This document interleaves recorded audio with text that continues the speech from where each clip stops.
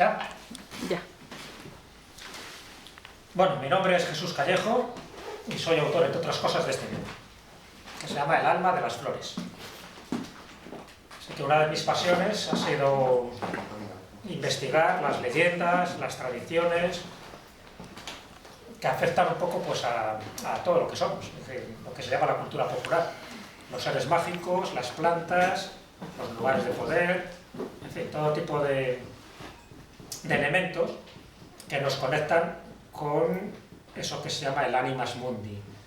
Es decir, todos estamos conectados, cuando digo todos es los seres humanos, los animales, las plantas, incluso los minerales, con una especie de alma grupal, un anima mundi, y todos formamos parte de ello. Con hilos invisibles, pero de alguna forma todos estamos interconectados. Por eso lo que pasa a un bosque cuando algún pirómano lo quema, nos está pasando a todos. No solo es para construir habitaciones y apartamentos, sino que de alguna forma se está destruyendo siempre algo de nosotros. Para que eso es algo que por desgracia se desconoce, ¿no? Se piensa que estamos en nuestro derecho de matar animales, de quemar bosques, de destruir el planeta, sin darnos cuenta de que realmente todos formamos parte de todo y que cada muerte, cuando se hace de forma totalmente injustificada y caprichosa, nos está afectando a cada uno de nosotros. Y dentro de ese mundo, de esas tradiciones que a mí siempre me ha encantado investigar y escribir, ya son 20 y tantos libros los que tengo, pues un par de ellos están referidos directamente al mundo de las plantas en general y de las flores en particular. ¿Por qué? Porque siempre me ha interesado descubrir eso que se llama el alma, la esencia de las plantas, de las flores. Es decir, aquello que las hace distintas, que las hace especiales, que las hace únicas. Yo no sé si habréis leído una obra de Carlos Castaneda, que se llama Las enseñanzas de Don Juan.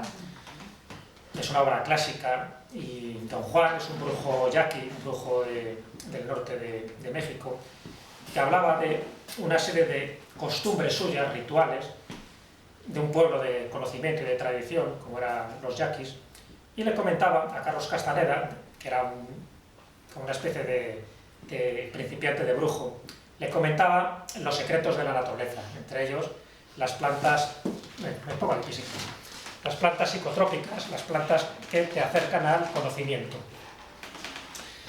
Y una de las cosas que le comentó Carlos Castaneda, me veis mejor así, ¿no?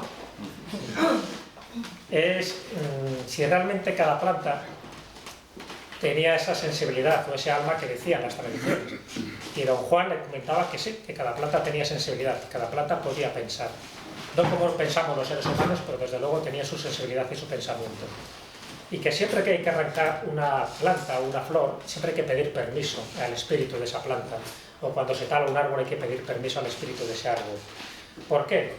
Porque en el fondo, como todos formamos parte de todo, hay que pedir ese permiso que es indispensable y luego decir que tú ahora te estás sirviendo de esa planta, pero que luego tú, cuando mueras, cuando vayas a la tierra, ellas también se van a servir de ti como nutrientes para que sigan creciendo y se sigan desarrollando como especie.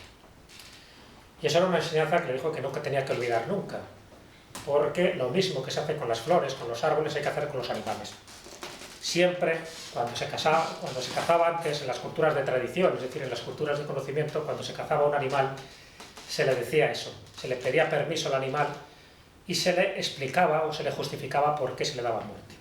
Si habéis visto El último mohicano, en una de las primeras escenas, cuando se está persiguiendo a un tapir, creo, pues se hace esa especie de ese ritual que hacían los mohicanos, y en general todas las tribus de Norteamérica, para pedir permiso al espíritu de ese animal, que no se le mataba de una forma indiscriminada, sino que se le mataba por un bien común, como era alimentarse. pero que luego ellos, cuando murieran, también servirían para alimentar a esos animales y al resto de la naturaleza. Ese concepto sagrado, ese concepto de respeto que tiene que existir en la naturaleza es básico. Cuando lo olvidamos, así nos pasa, ¿no? Y por eso muchos de los seres elementales de la naturaleza que están vinculados a los bosques ocurre lo mismo. Es decir, siempre se dice que son agresivos con el ser humano cuando el ser humano es agresivo con ese bosque y con ese hábitat. De ahí que muchas leyendas españolas, por ejemplo, cuando se habla del musgoso, o del basajao, es decir, seres de los bosques de la cornisa cantábrica, casi siempre que tienen una reacción agresiva hacia el ser humano es porque el ser humano ha entrado de forma irrespetuosa hacia ese hábitat. Bueno, pues sabiendo eso, sabiendo que todo en este mundo tiene un alma, lo creáis o no lo creáis, esto va más allá de las creencias. La gente dice, yo no me lo creo, bueno, pues vale, no pasa nada, pero sigue existiendo como tal, ¿no? Es decir, supera un poco las creencias, porque forma parte de un inconsciente colectivo. Todo tiene un alma y todos estamos interconectados con ese alma. Hay incluso una anécdota célebre cuando un presidente de Estados Unidos en el año 1885, Franklin Pierce, se llamaba este presidente, pues intentó anexionarse la mayoría de las tierras de ciertas tribus norteamericanas.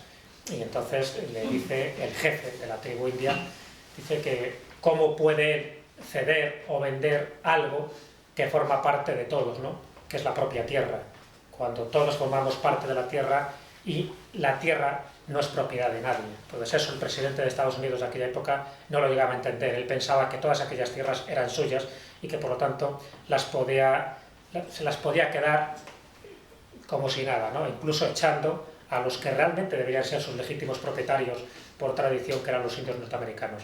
Entonces hay toda una carta larguísima del indio Seattle al presidente de Estados Unidos, que habréis leído más de uno, y entonces donde se cuenta, es una especie de canto de la naturaleza, de canto fervoroso, de que nadie es propietario de nadie, sino que todos pertenecemos a todos.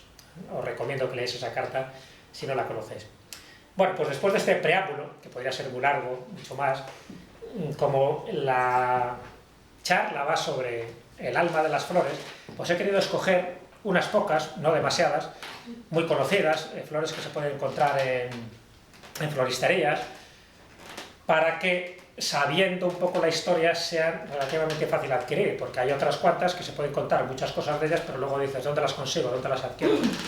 Pero todas estas son muy cercanas a nosotros y muchas veces, por ser tan cercanas, son desconocidas. No llegamos a conocer precisamente esa esencia que tienen las almas. Y una esencia que incluso ya decía, por ejemplo, el abuelo de Darwin, que era un naturalista, un biólogo de importancia, él comentaba que todas las plantas también tienen su alma, y cuando él se refería a alma, es que todas tienen una esencia. Hoy sabemos perfectamente que tienen la esencia, y todos los que estéis aquí seguro que conocéis los elixires florales, las flores de Bach, las flores de Anterascorte, es decir, todas esas en el fondo es la esencia de la que, según las leyendas, se alimentan las hadas. Las hadas dicen que uno de los alimentos favoritos que tienen es no comer la planta o la flor en sí, sino extraer lo que es la esencia de esa flor. Eso que nos sonaba chino hace un tiempo, pero que forma parte de las leyendas, ahora se entiende perfectamente gracias a esos elixires florales, porque en el fondo es lo que hacen, es extraer el alma de cada flor, y el alma de cada flor tiene unas propiedades terapéuticas tremendas. Entonces, hoy sabemos perfectamente para qué es bueno cada planta. También lo sabían antes las personas de conocimiento, las personas sabias, las brujas, porque la bruja, en su sentido etimológico, es la mujer de conocimiento, la que conocía los secretos de la naturaleza. Esa era la auténtica bruja. No la bruja satánica que luego fue perseguida por la Inquisición, esa es otra cosa distinta. Y entonces, como eso lo conocían, sabían muy bien qué plantas son las que podían curar y qué plantas son las que podían matar.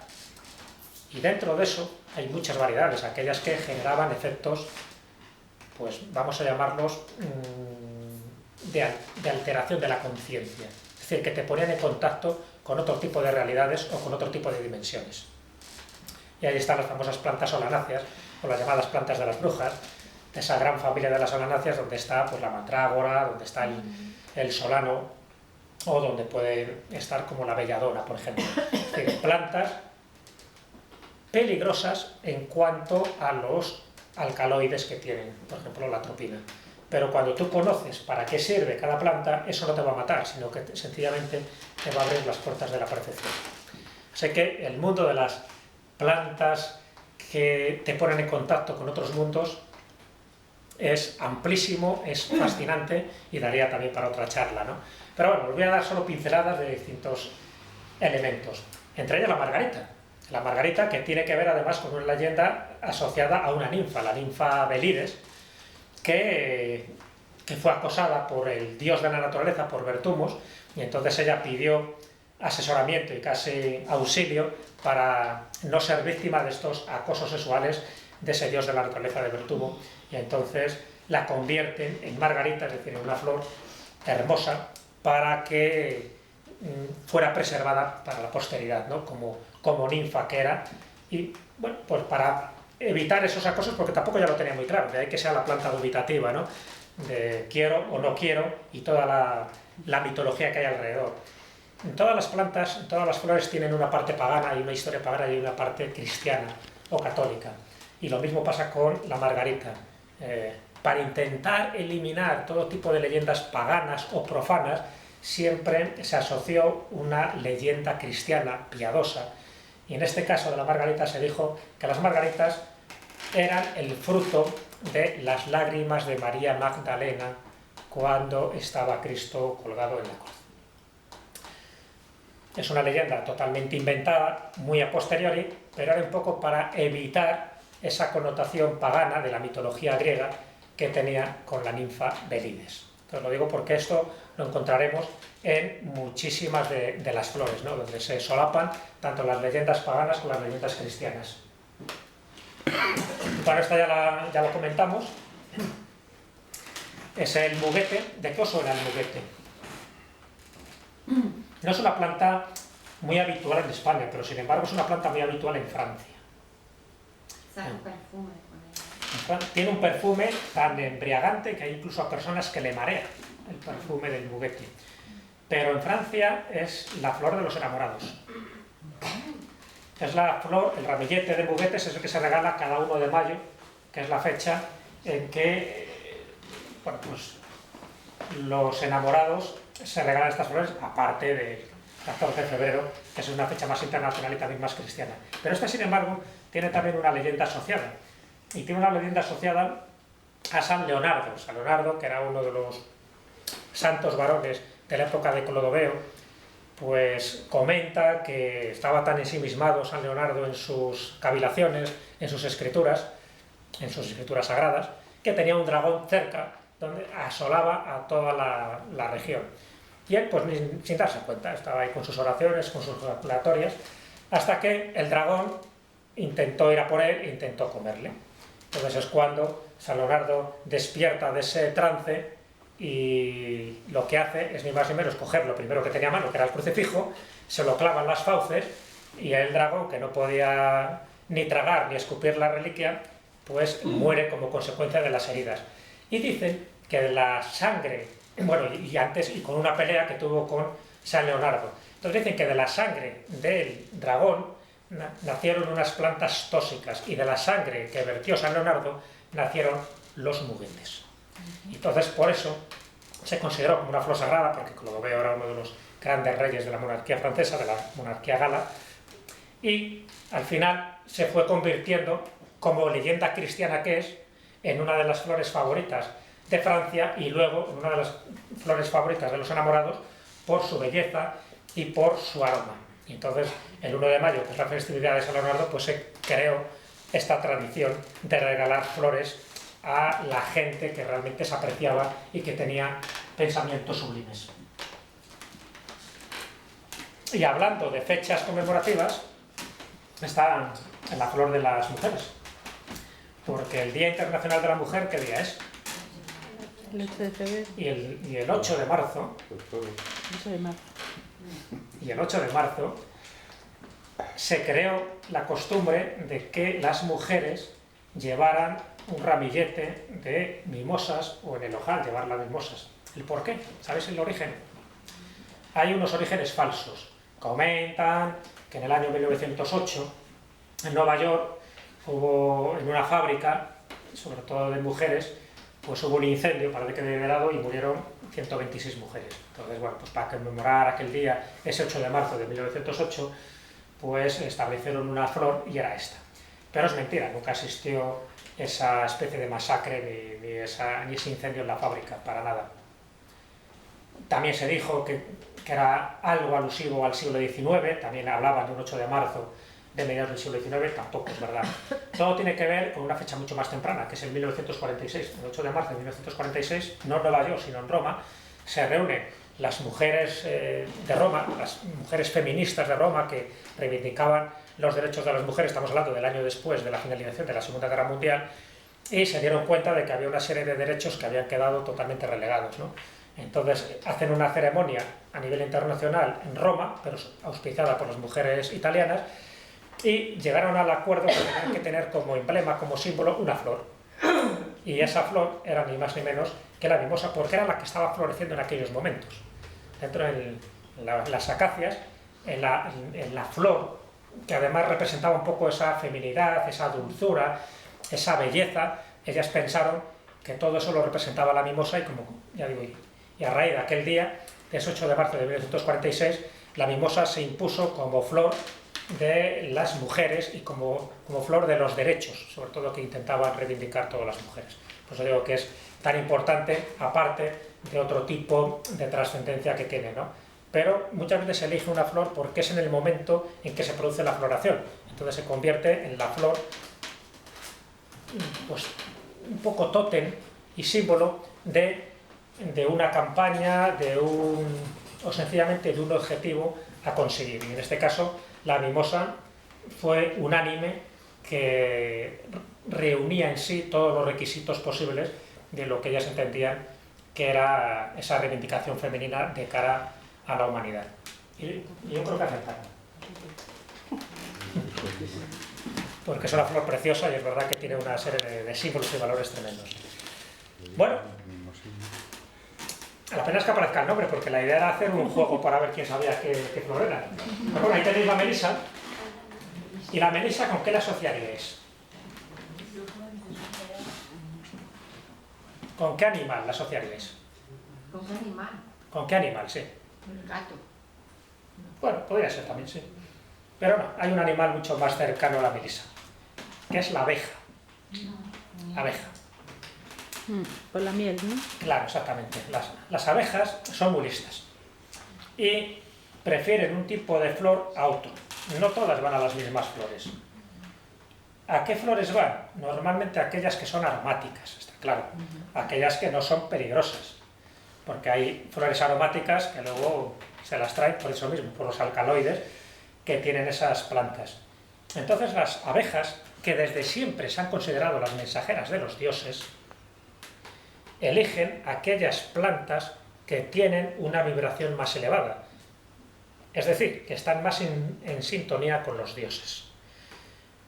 Por eso cuando veáis panales de abejas o veáis representaciones pictóricas de abejas, casi siempre están haciendo relación a dioses de la naturaleza y dioses muy vinculados con la energía más sutil y más sublime de la naturaleza.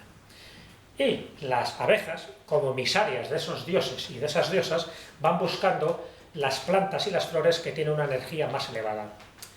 En flores de Bach, por ejemplo, o en elixires florales, las flores relacionadas con las abejas, las flores melíferas, son muy apreciadas por todos los valores terapéuticos que tienen. En el caso de la melisa es una de ellas, es decir, estamos hablando de una flor vinculada a las abejas, vinculada a los dioses y vinculada a las hadas, porque también hay una flora férica, una flora asociada también al mundo de las hadas, en general, así como los gnomos están más asociados podríamos decir, a las amanitas muscarias, a los hongos en general, y a otro tipo de plantas que no tienen flores. Pero las hadas sí se las relacionan con plantas que tienen flores. Y hablaremos de alguna, pero esta, la melisa, quería un poco indicarla porque tiene ese especial efecto. Es un poco, si os dais cuenta, las 4 primeras que he puesto, todas empiezan por M, es lo que yo llamo el grupo de las 4 M's M de mágicas, es decir, porque tienen un concepto mágico por excelencia en todo tipo de culturas. Como hemos visto que era la margarita, como hemos visto que era el muguete, como hemos visto que era la melisa y por supuesto pues la gran flor, la mimosa, la gran flor de las mujeres. Todas ellas empiezan por M y me llama la atención por eso, porque es como si esa M estuviera indicando, esa letra, su carácter mágico y maravilloso que tienen estas 4 plantas que os he querido poner en el primer momento, en esta primera serie, porque todas ellas siempre están asociadas tanto a leyendas paganas como a leyendas cristianas para intentar quitarle esa especie de regusto pagano que no querían para nada la Iglesia Católica, sobre todo en la Edad Media, que intentó siempre solapar viejos cultos con los nuevos cultos del cristianismo. Voy un poco deprisa porque hay unas cuantas y luego, si queréis, nos extendemos en alguna de ellas, pero bueno. La angélica. La angélica, ya el nombre nos está poniendo sobre la pista de las propiedades que tiene. La angélica, arcangélica, como es el nombre en latín, ya tiene asociado un ángel. Quiere decir que las propiedades terapéuticas de esta planta y de esta flor, porque toda la planta en sí es terapéutica, pero luego ya sabéis que hay determinadas zonas o partes de esa planta que tienen propiedades mucho más activas a la hora de curar una determinada enfermedad. Por eso, en algunos casos se utilizan infusiones, en otras maceraciones, en otras se puede ingerir directamente la hoja o la flor directa. O sea que cada una tiene propiedades en función de cómo interactuemos con ella. Y la leyenda cuenta que se la llama así angélica porque la dio a conocer un poco al mundo de los mortales un arcángel que era San Rafael. En otros casos se dice que como su floración coincide con el 8 de mayo, que realmente el arcángel que dio a conocer sus efectos terapéuticos era el arcángel San Miguel, siempre por la fecha en la que florece, que es alrededor de esa fecha que os acabo de comentar, que es la festividad del arcángel San Miguel. Así que, tanto en un caso como en otro, son plantas que se consideran curalotodos, panaceas, que sirven prácticamente para cualquier enfermedad si se conocen los efectos terapéuticos de ellas, que en el fondo es conocer la esencia y el alma de ellas, porque es muy difícil desligar los efectos terapéuticos precisamente de lo que es, para qué sirve. Hay que partir de la base de que nada en la naturaleza es casual y tampoco nada es inservible. Otra cosa es que no sepamos para qué sirve, eso es distinto, pero nada es casual ni inservible. Todo obedece a un propósito y todo tiene unos beneficios terapéuticos que el hecho de que no los conozcamos no quiere decir que no valga para nada. Siempre se ha pensado que hay determinadas plantas que no sirven. A lo mejor no sirven para nosotros, pero sirven para, a lo mejor, el borrico o para la vaca, porque ellos también saben instintivamente qué tipo de plantas tienen que ingerir y cuáles no. Entonces la angélica siempre se ha asociado a todo tipo de enfermedades. Yo no soy experto en plantas terapéuticas, pero os puedo asegurar que se podría hacer todo un listado amplísimo de las cosas que cura la angélica. Pero, ya digo, el nombre ya nos pone sobre la pista de que es un ángel, según dice la leyenda, el que puso ese conocimiento ancestral que tenía la angélica a disposición de los seres humanos para que se curaran de muchas cosas. Cuando dicen muchas cosas, por ejemplo, una de las grandes propiedades que tiene la angélica es para el corazón. Dice que te cura los males del corazón, pero tanto los físicos, es decir, los problemas cardíacos que tengas, como los sentimentales, cual tiene también esa parte afectiva que es muy querida también pues por la gente que dice que padecen de esos males de amores, ¿no? Aparte que dicen que también sirve para curar el mal de ojo, pero bueno, esos son los efectos supersticiosos que tiene esta planta y otras plantas que iremos viendo a lo largo de esta tarde. Y aquí tenemos, claro, puestos a hablar de curarlo todos, la salvia. ¿Por qué se llama la salvia? ¿Ves? El mismo nombre ya nos está poniendo un poco sobre la pista de lo que es capaz de hacer. Y la salvia viene de salvar, es decir, la que nos salva. ¿Pero de la que nos salva de qué? Estamos hablando de enfermedades físicas, está claro, no de espirituales. Así que la salvia, allí donde está, es un potente remedio para casi todo. Por eso también tiene ese sobrenombre de panacea. Es decir, la panacea es que te sirve para todo. Y la salvia incluso se asocia también a la peste. Hay toda una leyenda que en la Edad Media, en una de esas epidemias de peste, de las muchas que había, ¿no?, en aquella época, pero sobre todo en el siglo XIV, pues la gente no sabía cómo curarse. Y pasa por allí un peregrino extraño, ¿no?, porque decía que venía de hacer el Camino de Santiago, pero que él conocía el remedio para curarse de la peste. Un remedio que nadie sabía porque la gente moría pensando que era una especie de maldición o de castigo divino, ¿no? Y el remedio que le dio a la gente era que preparara una serie de infusiones a base de salvia. Y gracias a la salvia se curó esa población en concreto y se dieron cuenta de que realmente la salvia, igual que otro tipo de plantas, era muy buena para ciertas epidemias, en concreto para la peste. Así que para que veáis un poco también la salvia y el nombre nos pone sobre esa pista tan importante de que realmente es buenísima para cualquier tipo de enfermedad. Siempre me ha llamado la atención todas esas que tienen el nombre de curarlo todos, porque quiere decir que en sí abarcan prácticamente todo tipo de remedios. Y hablando de curarlo todos, el romero. Ya sabéis que incluso hay un refrán que dice que sobre las virtudes del romero se puede escribir un libro entero. Así que eso os da idea de la cantidad de cosas que se puede decir del romero. Es también la panacea por excelencia, la planta aromática, planta ideal para todo tipo de infusiones, para todo tipo de hierbajos. Bueno, la melisa, por ejemplo, que nos conté, bueno, hay cantidad de cosas, ¿no?, que quedarán en el tintero, pero la melisa se utiliza mucho para hacer ciertos licores, como el chartrés, por ejemplo. Es decir, licores benedictinos, que se llamaban los monjes benedictinos, los monjes medievales, conocían perfectamente las propiedades del romero, de la melisa, y sabían hacer determinados destilados alquímicos. Y uno de los destilados alquímicos, como ya sabéis, pues eran los famosos licores monacales, el aqua vitae, ¿no?, que en el fondo era alcohol con esencias de algunas plantas de estas que estamos comentando. Y la melisa pues siempre ha servido para eso, para ciertos vermouth, para el chartrés y para otro tipo de bebidas que luego han sido muy apreciadas. Así que el romero, evidentemente, el romero siempre se asocia a la curación de muchas enfermedades, porque el romero, el rosmarinus, como sería el nombre en latín, incluso el rocío del romero, sé que la semana pasada tuvisteis una charla de Luis Silva, el rocío del romero tiene esa esencia alquímica que es capaz de sublimar o de transmutar incluso pues muchos de esos procesos, no solo físicos de los que tú estás haciendo en ese laboratorio, en ese atanor, sino también psíquicos.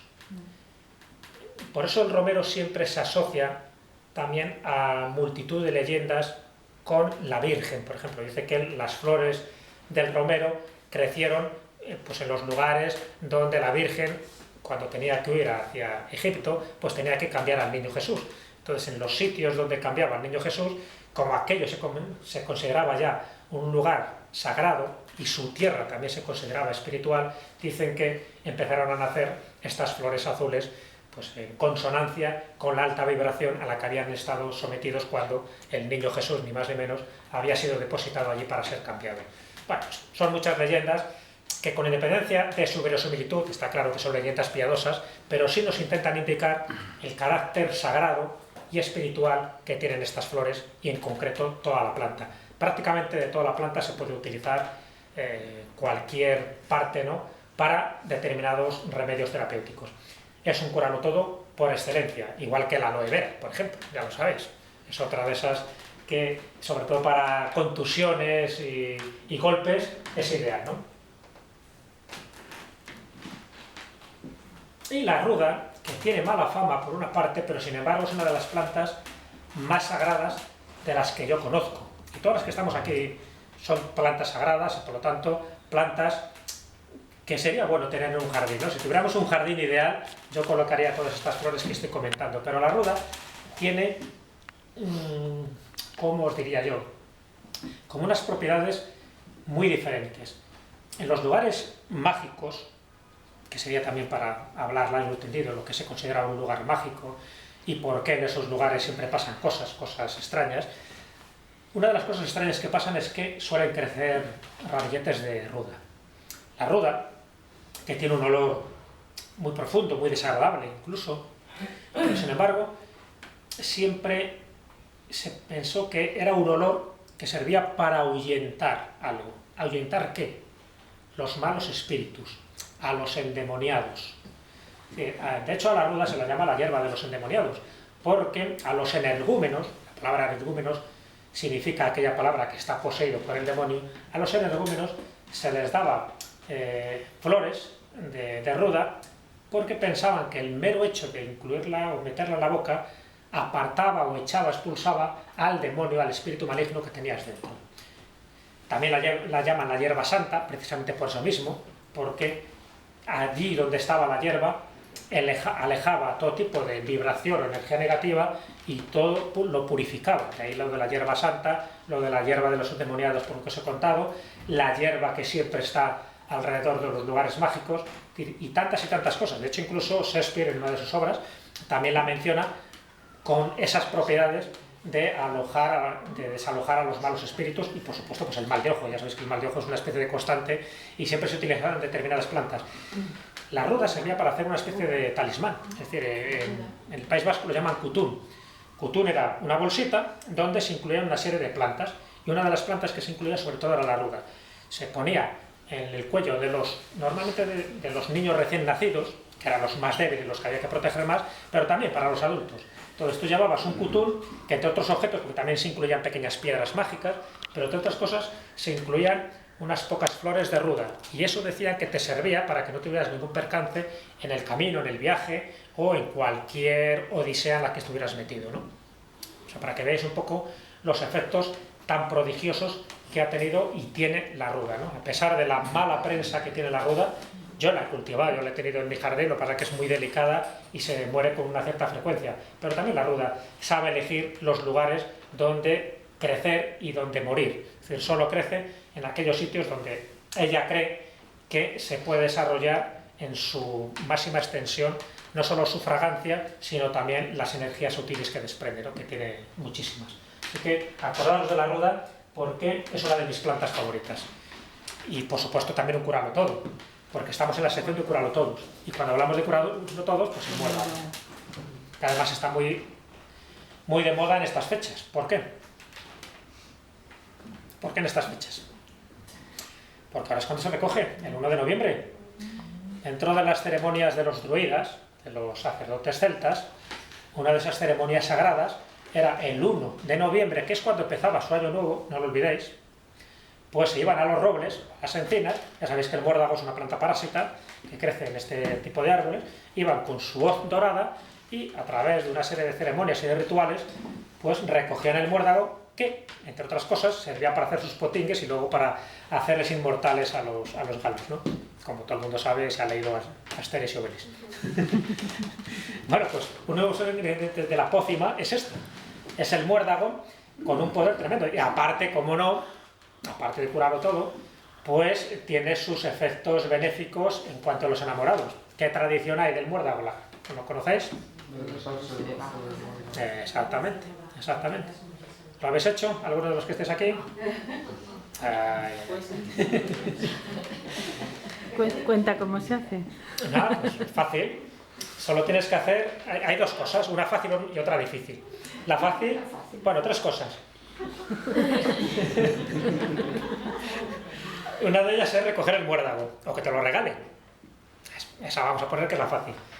La segunda es colgarlo encima de un techo o de un umbral, sobre todo un umbral es mucho mejor, ¿no? Pero encima. Y la tercera, que es la más complicada, es elegir a la persona adecuada y darle un beso. Porque esa es la persona de la que estarías enamorada y la que te va a hacer feliz si haces las cosas correctamente. Y si no lo haces, pues es lo que pasa, pues digo que es la parte más difícil, ¿no? Encontrar a la persona adecuada. Pues es una planta del amor, es una planta del compromiso. Es una planta que sirve precisamente para sellar, igual que pasa con la rosa, ahora os digo por qué, para sellar un compromiso, que puede ser de negocio o amoroso. Con la rosa pasa lo mismo. ¿Por qué existe la costumbre de poner rosetones en las casas donde cuelgan luego las lámparas? Habéis visto que es una especie como de rosetón lo que cuelgan, ¿no? Porque los pactos antiguamente en la época de Roma se hacían sub rosae, es decir, bajo la rosa. Por eso en los confesionarios, ahora ya no, porque ya se ha perdido este tipo de símbolos y de costumbres, pero en los confesionarios siempre estaba dibujada o labrada en la madera una rosa, porque todo lo que se diga bajo la rosa es secreto absoluto, no se puede decir, no se puede revelar. todo lo que se diga es subrosai, nunca se puede revelar a nadie, ni un secreto de amor, ni un secreto de Estado. Bueno, pues en este caso, el muérdago cumple esa función, pero solo referido en este caso a los aspectos más sentimentales. Si os dais cuenta, casi siempre todas las plantas tienen asociado esas dos, vamos a llamarlas virtudes. Por una parte la terapéutica, es decir, que cura los males del cuerpo, y por otra parte la virtud espiritual o psíquica, es decir, que cura los males del espíritu. Casi todas ellas. Por eso son curarlo todos. Cuando se habla de curarlo todos, no es que solo te curen una determinada enfermedad, sino que también sirve para ponerte en consonancia con esa energía que has perdido, que la tienes debilitada y que es lo que te origina una enfermedad.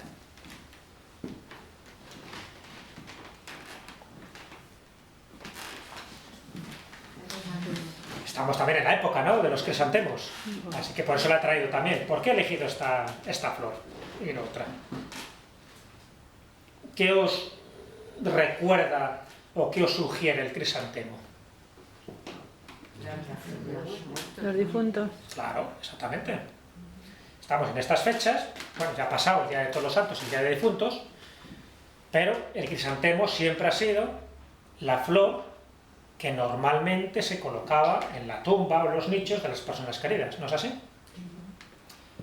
Pero, curiosamente, solo en Occidente, porque en Oriente tiene otra finalidad. ¿Sabéis que esta es la flor nacional de Japón? El crisantemo. Es la flor del oro, la flor del sol, que llaman. Y también es la flor de los taoístas.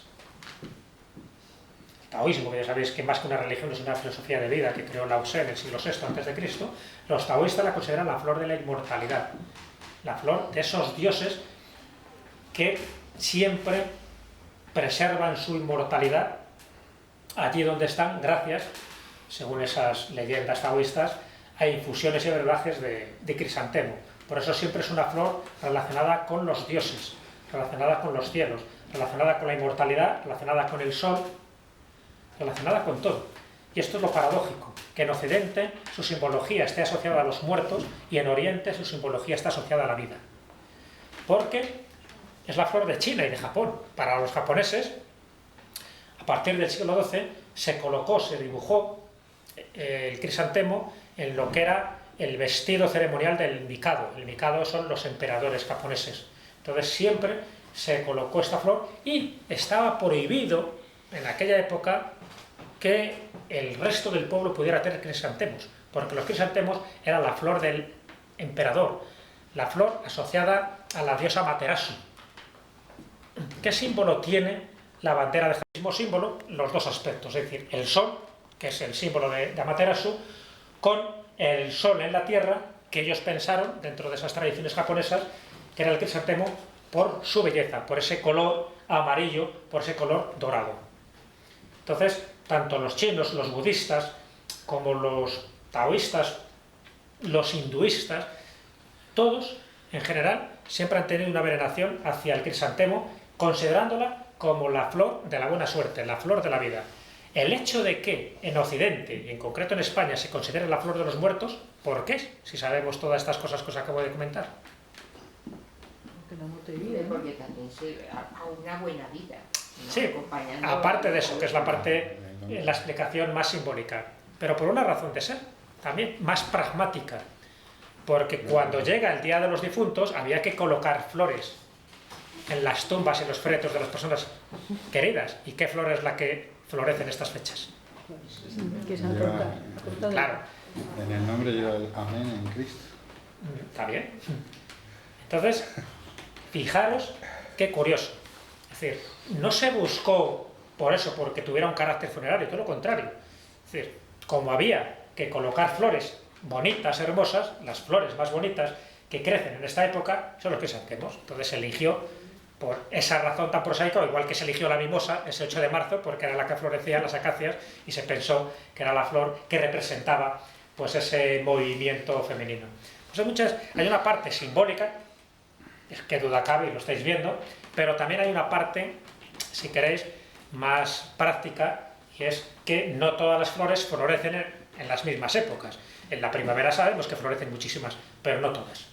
Entonces, Se buscan flores que de alguna forma simbolicen el momento que se está intentando recoger para la posteridad.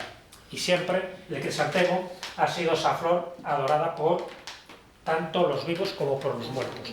Igual que pasa con esta, con la flor de loto, que tiene unas connotaciones espirituales tremendas. La flor de loto, también lo mismo, para budistas, para hinduistas, para taoístas, también es una flor sagrada. Por otro tipo de razones, pero en el fondo por la belleza, por lo que significa. Ya sabéis que un elemento es sagrado por lo que representa, pero también por su forma. Es decir, las ondas de forma, no sé si habéis oído hablar alguna vez de las ondas de forma, cualquier objeto que está en esta habitación, nosotros mismos, una flor, emite unas ondas de forma. Esas ondas de forma son unas vibraciones que chocan con la persona que lo está recibiendo en ese momento. Es decir, una especie como de aura, ¿no? Y esas ondas de forma es lo que genera que tú estés o no estés a gusto con una persona concreta o con un objeto concreto. Ya sabes que dentro de la tradición oriental hay todo, auténticos manuales y tratados de los objetos que tienen que rodear tu vida para que sea lo más armónica posible. Y está basada fundamentalmente en los objetos, en la forma de los objetos. Eso es muy importante. Pero bueno, también daría para hablar largo y tendido. Entonces las flores, determinadas flores, por la propia forma que tienen, es decir, el crisantemo evidentemente tiene una serie de formas que hace que se asemeje a ese sol naciente, por lo circular de la flor. Pero en este caso, siempre se pensó, porque no todos los lotos, todas las flores de lotos, tienen los mismos pétalos, hay distintas variedades, entonces se dieron cuenta que era una flor bella, muy hermosa, muy energética, a pesar de que normalmente crece en ciénagas, en lugares con fango, en lugares sucios. Entonces se dieron cuenta que la belleza y la pureza puede emerger de sitios aparentemente impuros. Eso es un simbolismo clarísimo que tiene la flor de loto, entre otros aspectos, ¿no? Ya sabéis que luego para representar los chakras, los 7 chakras que tenemos los seres humanos, se representan también con flores de loto y con distintos pétalos en función de la energía que se maneje en cada psicobiogenerador de nuestro cuerpo, también llamados chakras. ¿Vale? Pero de eso creo que sabéis bastante. Entonces la flor de loto se considera sagrada, pura y como un símbolo de todas estas religiones que os acabo de comentar, precisamente por eso, porque de alguna forma representa la vida en un pequeño lapso de tiempo. La flor de loto por el día se abre, pero cuando llega la noche se repliega, que es un poco lo que pasa con un ser humano cada día y cada noche, pero también desde un punto de vista simbólico con la vida de un ser humano. Es decir, nos desplegamos, vivimos, experimentamos mientras vivimos, y luego cuando llega el momento de recogernos, cuando llega el momento de morir, nos plegamos. ¿Para qué? Para que en otro día, es decir, en otra instancia, en otra dimensión, tú vuelvas otra vez a florecer y a derramar tu fragancia y tu belleza a todos aquellos que quieran acercarse o todos aquellos que quieran interactuar contigo. Bueno, pues la flor de loto un poco está representando toda esa simbiosis de la vida y de la muerte, tanto si lo miramos a corto plazo como si lo miramos a largo plazo, como si fuera la vida de un ser humano o de un animal en concreto. Y por eso tiene asociadas muchas leyendas. Si habéis leído, aunque sea en cómics, el viaje de Ulises hacia Ítaca, sabéis que va pasando por distintos lugares donde tiene muchas experiencias, algunas con sirenas, ni más ni menos, ¿no? Otras con brujas, y ahí llegan a una isla en el Mediterráneo, dicen que al sur de Chipre, que le llaman la isla de los lotófagos. La isla de los lotófagos es porque sus habitantes comían las flores de loto, era su alimento principal, se alimentaban de ellos. Pero si alguien que no era de esa isla comía una flor de loto, como era Ulises y sus amiguetes, pues perdía la memoria y perdía lo que era el recuerdo de por qué estaba allí. Perdía un poco su esencia porque ya no se iban a acordar que ese era un capítulo más en su viaje hacia Ítaca, en su viaje hacia el hogar. Entonces, bueno, pues hay toda una historia donde algunos de los compañeros y marineros de Ulises, o Odiseo, como también se le llama, ya sabéis que esto queda reflejado en la Odisea de Homero, pues comen el loto, hacen caso a los lotófagos, porque ellos dicen, bueno, si se quedan aquí mejor, ¿no?, como huéspedes eternos, porque al olvidarte quién eres, de dónde vienes, a dónde vas, tú pierdes un poco tu esencia y quedarías como enclaustrado en esa isla de los lotófagos. Pero Ulises, que era muy listo, se da cuenta de esta artimaña y evita que el resto de sus hombres coman esta flor, porque si no, no sabrían por qué estaban allí. Es decir, de alguna forma perderían un poco lo que es su propia esencia, su propio camino, porque en el fondo ya sabéis que el viaje de Ulises es toda una metáfora del viaje iniciático de la vida. Es decir, de dónde vienes, hacia dónde vas y la cantidad de pruebas, de peligros que tienes que afrontar para volver a dónde, a Ítaca, ¿no?, como la famosa canción de Cavafis. Por eso es tan importante. Hay un pequeño cuento que refleja en uno de sus libros Ramiro Calle, cuando habla de cuentos de la tradición oriental, y habla de una abeja, como no, que va a recoger su néctar a la flor de loto. Y ya estaba atardeciendo, entonces la abeja se entusiasma porque tiene muchísimo néctar, muchísimo jugo, y al llegar la noche, pues la flor de loto se replega sobre sí misma y la abeja queda dentro. Entonces la abeja dice, mira el reloj y dice, uy, no sé si voy a llegar yo al panal. Dice, bueno, de todas formas, aquí tengo comida, estoy calentita. Entonces empieza a divagar, ¿no? Dice, bueno, hasta que esto se abra. Y empieza a pensar la cantidad de cosas que puede hacer con esta flor. Pues dice, bueno, pues mañana, en el momento que la flor de loto se abra, me voy directamente al panal, se lo voy a decir a mis amigas, se lo voy a decir a mi familia para que vengan todos aquí. Y como además aquí hay mucho néctar, pues vamos a crear una fábrica de néctar que vamos a exportar. Y la tía, y dale que te pego, bum, bum, bum. Y como el cuento de la lechera, empieza de sus fantasías, lo que va a hacer, no va a hacer, bueno, tampoco tenía otra cosa que hacer, ¿no? Y en esto que, cuando ya está acercándose el día, se oye un retumbido, como un terremoto, que se acerca a la flor de loto donde estaba la abeja, ¿no? Bum, bum, bum, bum. Y la abeja pues estaba ahí, dale que te pego. Lo que se estaba acercando era un elefante hambriento, que llegaba a la mañana y bueno, pues se alimentaba de esto. Y entonces, cuando la abeja empieza a darse cuenta o a percibir lo que está pasando, engulle la flor de loto de un solo bocado del elefante y la abeja solo tiene tiempo para pensar, esto es el fin. Entonces la moraleja del chiste es que hay que vivir el aquí y el ahora, es decir, porque lo inmediato es lo que realmente nos hace vivos y lo que nos hace sentirnos seres humanos. Todo lo demás, esas fabulaciones, cuando estás en la flor de loto replegado, no sirve nada más que para hacer cábalas, para tener tus pensamientos de futuro, pero que a la hora de la verdad lo importante es lo que haces en cada momento, cada día, ¿no? Un poco esa moraleja que se da alrededor de la flor de loto y de esta abeja que no fue tan hábil como para escaparse justo a tiempo. Bueno, voy terminando ya, ¿eh? El diente de león. Sin prisa, sin prisa. ¿Por qué la llaman el diente de león? Por las hojas. Por las hojas dentales. Por las hojas, no por la flor, efectivamente. Las hojas dentales. Por las hojas, dicen, hay que tener la imaginación muy libre, Sí. que se parece al diente de león y de ahí que se llama el diente de león. El tarasasco, como te dice el nombre en latín. De hecho, hay toda una terapia que está basada precisamente en la ingestión de flores de diente de león. Que ya sabéis que también, bueno, aquí se ve, que cuando pues desaparecen como tal, es decir, con la esencia de flor, pues se convierten en esto, que son lo que llaman angelitos, porque los soplas, formulas un deseo y a ver qué pasa, ¿no? Tiene también una cantidad de virtudes tremendas. Es tan diurética que ¿sabéis cómo se llama dentro del lenguaje popular? Meacamas. Es el meacama, así que no lo toméis por la noche. Pero también las hojas sirven para ensaladas. Es decir, es que realmente el diente de león sirve para todo. Es decir, tiene propiedades terapéuticas buenas para el corazón, buenas por ejemplo para el hígado, son unas condiciones, unas virtudes hepáticas tremendas.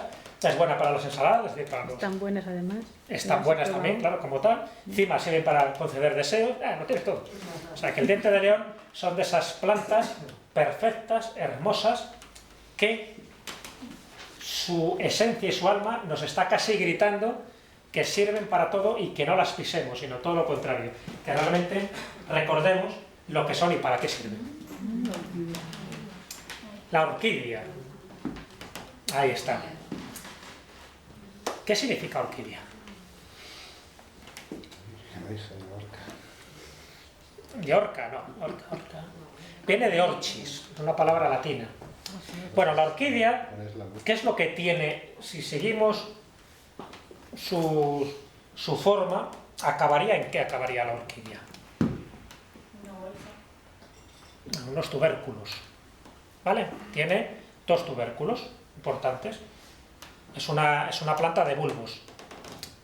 Y eso, de ahí viene, precisamente de la forma de esos bulbos, viene su nombre en latín. Significa testículo. Orquídea, orchis es testículo, dea, el sufijo es en forma de. Significa en forma de testículo. Por lo tanto, es una de las plantas, aparte de su belleza, que casi se puede decir que es lujuriosa, y lo digo adrede, porque es una de las plantas que se ha asociado a los filtros amorosos, a los aliños afrodisíacos. La orquídea, de hecho, hay una especie de líquido, de esencia, que es el jugo de satirión. El hecho de que lo llamen satirión, que es una de las familias que tienen las orquídeas, el sátiro ya sabéis lo que es, o sea, el personaje rijoso de los bosques que estaba siempre detrás de todas las ninfas. Entonces, que lo llamen también ese líquido o jugo de satirión ya os pone un poco sobre la pista de que esta planta, esta flor, con toda esa belleza que tiene, siempre se la asocia normalmente a propiedades genesiacas. Igual que, por ejemplo, el romero, que se me olvidó comentaroslo antes, se asocia a las propiedades rejuvenecedoras. Hay una leyenda del romero. ¿Habéis oído hablar del agua de la reina de Hungría? ¿Qué es? El que dice que sí sabe, que lo diga. No vale decir, sí, guau, yo... ¿Qué es el agua de la reina de Hungría? Pues es como algo así como una bebida espirituosa también. No es una bebida. Bueno, es para bañarse. Es para bañarse. Pero también tomaban de vez en cuando. Bueno, también se puede tomar, claro, porque no deja de ser una... Y estaba compuesto pues igual de muchas hierbas, plantas... Sí, básicamente de romero. Comenta la leyenda, como todos ya sabéis que estamos a mitad de camino entre la leyenda y la historia, ¿no? Pero bueno, nos viene bien saber todo ese tipo de cosas, porque en el fondo lo que intentan es descubrir para qué sirve una determinada planta, y en este caso el romero. Cuando se habla del agua de la reina de Hungría, dice la leyenda que la reina de Hungría por entonces era una achacosa majestad de 72 años, bastante deteriorada por los años, que estaba buscando el remedio de hacerse joven, ¿no? Ya se negaba a envejecer, y había oído que con el romero se podía hacer algo, pero no sabía qué exactamente, ¿no? Ya lo había probado de todas las formas, de todos los colores, pero ella seguía igual de arrugada. Entonces dice la leyenda que se le aparece un ángel, incluso cita la fecha de 1380, y este ángel, en fin, viendo las plegarias, ¿no?, y las súplicas de esta reina de Hungría, le aconseja que haga como una infusión, pero a lo bestia, con este agua de Hungría, donde básicamente tenía romero. También tenía salvia, tenía espliego, pero básicamente tenía romero, en unas cantidades determinadas que le da, y que luego se utilizaron, ¿no?, en las distintas farmacopeas hasta el siglo XIX. Entonces dice, y sigue diciendo la leyenda, que una que preparó pues toda esta infusión, hizo una bañera gigantesca con el agua de romero y de otras sustancias también relacionadas con plantas aromáticas, y, oh milagro, pues su piel rejuveneció, se hizo bella, es decir, recuperó la belleza que ella había perdido, y que consiguió los amores del rey de Polonia, que por entonces tenía 25 años, y que no se sabe si el hombre realmente cayó rendido por los efectos del agua, o que era muy miope y tampoco llegó a ver exactamente que su novia y consorte tenía 72 añitos. Pero tuvo tanto éxito esta fórmula que se hicieron preparados del agua de la reina de Hungría, como fue bautizada a partir de aquel momento, y tuvo mucho éxito en las farmacias europeas, sobre todo del siglo XVI, XVII y XVIII. A partir del XVIII ya cayó en desuso. Pero bueno, para que veáis un poco cómo casi muchas de estas plantas están asociadas al vigor físico, pero también al vigor sexual, que es la otra parte que no quería contar, que la reina de Hungría pues también tenía la fuerza y el vigor como para satisfacer al rey de Polonia, que por otra parte pues tenía varias plantas de orquídea alrededor por si acaso. Los árabes y los turcos preparaban una bebida machacando el bulbo de la orquídea que se llama salep, y entonces lo bebían, y sobre todo los turcos que tenían que mantener un harén, dice que les iba muy bien.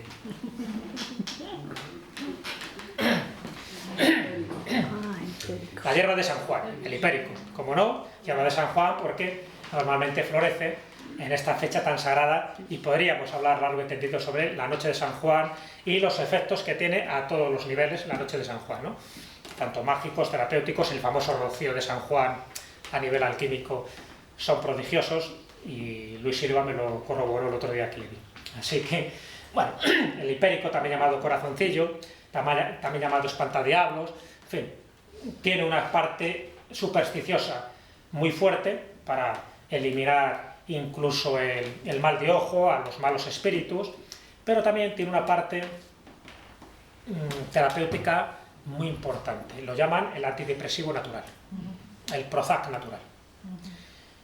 Y está demostrado. Es decir, en el año 1997, por ejemplo, varios médicos de Estados Unidos cogieron a muchos pacientes que padecían depresión, un poco también la llaman la flor de la melancolía, antes se llamaba melancolía, ahora se llama depresión, y les hicieron probar pues, distintas dosis de hipérico, y se dieron cuenta que efectivamente su visión negativa de la vida, o esa depresión que tenían, un poco de caballo, pues fue desapareciendo a medida que iban tomando esto. Es decir, a otro, un grupo de control, les dieron Prozac, a otros no les dieron nada y a otros les dieron hipérico. Y se dieron cuenta que los que no le dieron nada seguían igual, los que le dieron Prozac curaban relativamente, pero tenían unos efectos secundarios terroríficos, y los que le dieron hipérico estaban tan felices.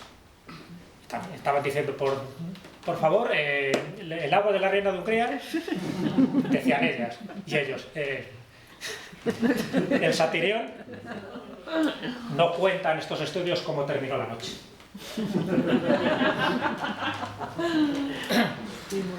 Y como hablamos de las flores de las hadas, si queréis saber cuál es una de las flores de las hadas, aparte de las que hemos dicho, esta es por excelencia una de las flores de las hadas, la prímula, o la flor de primavera.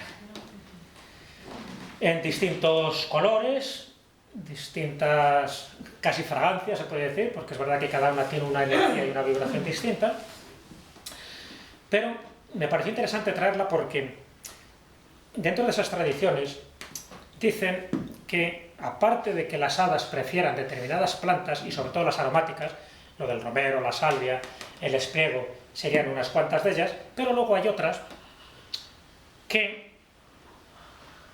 las tienen como una especial consideración y las guardan en secreto, porque aquellos seres humanos que conozcan el secreto de esas plantas, como es la prímula, pueden verlas, pueden acercarse a su mundo, puede abrirse esas puertas de la percepción y entrar en el país de las hadas, o en el país borroso, como también se denomina a este mundo etérico y férico. ¿Habéis visto una película que se llama Fotografiando hadas, del año 1997, donde un joven fotógrafo estaba haciendo una excursión con su chica, con su prometida, en unas montañas de Suiza, y ella tiene un accidente fatal y muere, ¿no? Entonces él queda tocado desde ese momento y bueno, pues se dedica un poco a sus estudios, a sus investigaciones, hasta que encuentra a una mujer, a la mujer de un sacerdote inglés, que, porque son anglicanos y se pueden casar, no como los católicos, que le enseña unas fotos donde se ven hadas, y le dice que si él quiere acercarse a ese mundo de las hadas, porque todo lo que llamamos imposible se puede convertir en posible, y que él puede ver las cosas que están vedadas dentro de nuestro campo visual ordinario. Y él dice que vale, le gusta fotografiar objetos de la naturaleza, y entre ellos árboles, y le dice que hay un árbol concreto, un árbol milenario, que es la morada de las hadas, pero que solo puede ver ese mundo y todas las hadas que hay alrededor de ese árbol si antes ingiere una determinada planta, que es una flor. En la película no se dice qué flor es, pero yo busqué un poco las tradiciones inglesas, además, anglosajonas, que hablan de estas flores que tú tienes que ingerir para acceder, por lo menos a nivel visual, y hacer fotografías a ese mundo férico, y hablan de dos en concreto. Una es el serpol y la otra es la prímula. El serpol es un poco más difícil de conseguir aquí en España, pero la prímula sí es muy fácil de conseguir. Y las flores que salían no eran estas, pero eran unas flores blancas. Entonces, esa parte de la película evidentemente no estaba inventada. El guionista no se lo inventó de cabo a rabo, sino que estoy seguro que se basó en este tipo de tradiciones anglosajonas, donde se habla de que la ingesta de algunas flores te crean estados alterados de conciencia hasta el punto que puedes ver, ni más ni menos, lo que está a nuestro alrededor, pero que lo tenemos cerrado porque nuestro espectro de visión es muy limitado. Y por lo tanto, por debajo del rojo no vemos nada y por encima del violeta tampoco vemos nada. Y es un campo de visión muy limitado, solo los colores del arco iris. Pero es que este tipo de seres se mueven a unas vibraciones totalmente distintas, que nosotros no podemos ver, pero que sí se pueden ver con esa ingestión de determinadas plantas. Y comentaban eso, tienes que tomarla, pero además lo tienes que hacer recogiendo también hierba del lugar que se considere como colina de las hadas. Es decir, y junto con las dos cosas es cuando te permite acceder a este mundo prohibido, pero también maravilloso. Y para terminar, lo que os he traído es un pequeño vídeo de esa película donde se refleja con una canción, a ver si lo podemos ver, a ver si lo podéis conectar, se refleja con una canción de Lorena McKenney, pues lo que os he querido decir y lo que él ve en imágenes, y que eso de alguna forma le pone consonancia con el espíritu de su novia, de la que murió, ¿no? De alguna forma es como si se abriera esa puerta de contacto entre el mundo de los vivos y el mundo de los muertos, porque las hadas también están muy relacionadas precisamente con ese mundo. Mira, si se puede, si lo tienes ahí para ver, y sobre todo si se puede escuchar un poquillo también, porque tiene una música preciosa. Hay que darle un botón, creo, a los baffles. Y si no, no pasa nada, pero bueno, era un poco como sorpresa final que os quería dar, dentro de las muchas.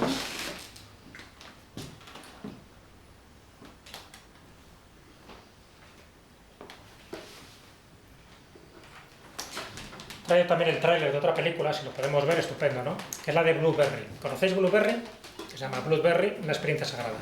Es un cómic también, muy famoso, ¿no? Pero llevaron a la película, a cine hace muy poco tiempo, una película francesa.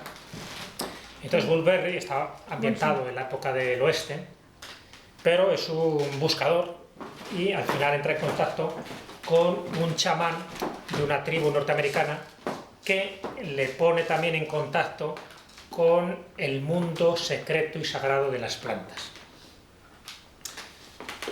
Y una de las cosas que le dice en la película, que la recomiendo que la veáis porque os va a gustar, o si estáis aquí es porque os gustan estos temas, acordaros que se llama Blueberry, una experiencia sagrada. Cuando habla con este chamán, él tiene una experiencia de casi muerte, entonces le cura, ¿no?, a través de esas plantas que él conoce perfectamente. Le dice que, y le habla de eso, del alma de las flores, le dice que el alma de las flores le va a permitir conocer el secreto de la vida. Y efectivamente, él, cuando está en ese trance casi mediúnico, donde aparecen unas imágenes en la película preciosas, casi de calidoscopio. ¿Tienes ahí esta de fotografiando? La de abajo. Blueberry, mira, vamos a poner esa primera, a ver si se puede ver. ¿La experiencia? Sí, es esa, la experiencia secreta. Es el tráiler, pero a ver si se puede ver y luego ya os pongo lo otro. Ya te digo, lo de Blueberry es porque hay una parte esencial donde se ve claramente cómo sería ese otro lado. Mira, ponlo dale en la parte de arriba, ¿vale? Y dale volumen, a ver. A ver si se escucha.